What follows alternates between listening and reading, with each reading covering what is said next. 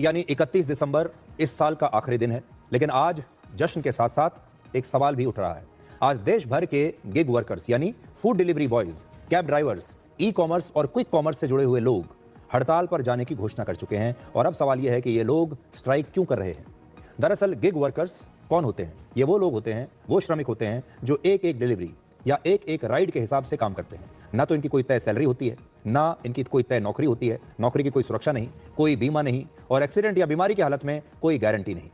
इसलिए ये gig workers अपनी मांगों को लेकर अब हड़ताल कर रहे हैं और इनके जो संगठन हैं उन्होंने ये ऐलान किया है, घोषणा की है कि 31 दिसंबर को इनमें से कोई भी काम नहीं करेगा।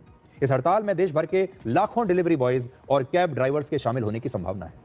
केंद्रीय श्रम और रोजगार मंत्री को इन्होंने एक पत्र लिखा है, इनकी यूनियन ने, और उस पत्र में इन्होंने 6 बड़ी मांगे रखी। ये मांगे क्या हैं? जैसे ई कॉमर्स और क्विक कॉमर्स कंपनियों पर श्रम कानून लागू होने चाहिए, जान जोखिम में डालने वाले ये 10 मिनट डिलीवरी सिस्टम पर रोक लगनी चाहिए, बिना वजह आईडी ब्लॉक करने और जुर्माना लगाने की परंपरा बंद होनी चाहिए, इनका वेतन तय करने का जो तरीका है वो पारदर्शी होना चाहिए, डिलीवरी बॉयज को स्वास्थ्य और दुर्घटना बीमा और पेंशन की सुरक्षा भी मिलनी चाहिए। और आज इन लोगों ने, जो श्रम मंत्री हैं, उन्हें एक चिट्ठी लिखी है और इस चिट्ठी में इन्होंने ये सारी बातें बताई हैं। और उनका कहना है कि इस समय जो हमारे काम करने का माहौल है वो बहुत ख़राब है। और इसमें ये कह रहे हैं कि nearly 40,000 delivery workers across India participated in a nation wide flash strike. ये 25 दिसंबर को उन्होंने की थी और अब वो 31 दिसंबर को एक और स्ट्राइक करने वाले हैं और वो चाहते हैं कि ये मांगे उनकी मानी जाए।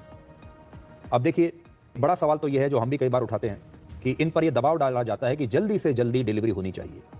ये जो ऐप्स हैं ये आपसे वादा करते हैं कि 10 मिनट के अंदर डिलीवरी हो जाएगी, और जब ये डिलीवरी बॉयज़ लेट होते हैं तो फिर इन पर जुर्माना लगाया जाता है, इनके पैसे काट लिए जाते हैं। अब बड़ी बात यह है कि ये अपनी जान जोखिम में डालकर किसी भी तरह, कई बार तो ये यातायात के नियमों को तोड़कर भी सही समय पर आपका सामान लेकर आपके घर पर आ जाते हैं, चाहे सर्दी हो, गर्मी हो, बरसात हो, मौसम कैसा भी हो, लेकिन इन्हें सही समय पर पहुंचना है, चाहे इनकी जान ही क्यों ना चली जाए। ये बंद होना चाहिए। आपसे भी हम ये कहना चाहते हैं कि आपको भी थोड़ा सा संयम दिखाना होगा। आपको भी इन डिलीवरी ऐप्स को ये बताना होगा कि भाई हम इंतजार करने के लिए तैयार हैं।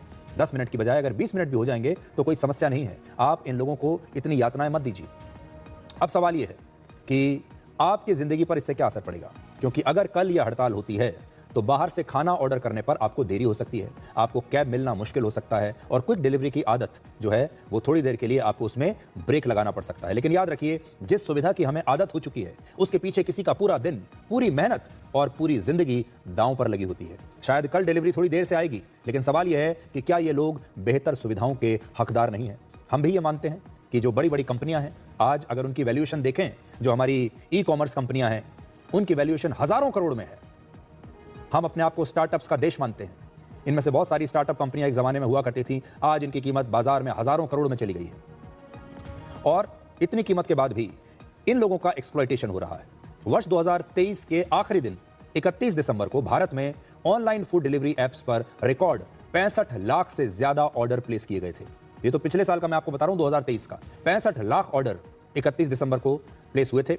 इस बार तो हो सकता है इससे भी ज़्यादा किए जाएंगे, लेकिन याद रखिएगा कि कल ये लोग हड़ताल कर रहे हैं, इसलिए पहले से चेक कर लीजिएगा कि आपका सामान पहुंचेगा भी या नहीं। और अगर नहीं पहुंचेगा तो कल बहुत समय के बाद एक बार बाजार जाकर देखिएगा और देखिएगा कि जब आप बाजार जाते हैं और खुद अपना सामान खरीद कर लाते हैं तो कैसा लगता है।